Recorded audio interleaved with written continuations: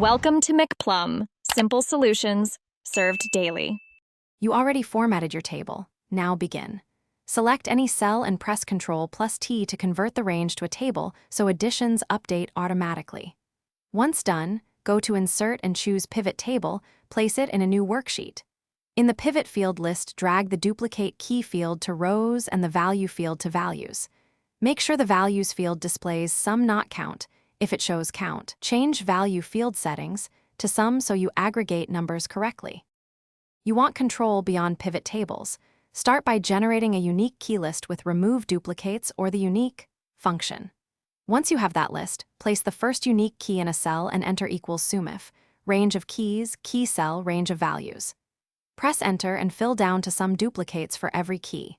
If you need to limit by date, category, or status, replace SUMIF with SUMIFs and add each criteria range and criterion. This gives precise, auditable totals you can reference elsewhere.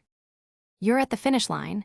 Convert results to values if you want a static report by copying the totals and using Paste Special Right Arrow Values.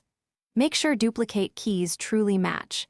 Leading/trailing spaces or text versus numbers cause mismatches, so apply trim and value or change cell formats as needed.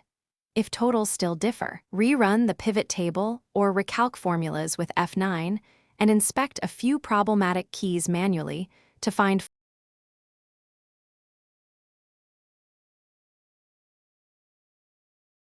Thanks for watching. Stay juicy and subscribe.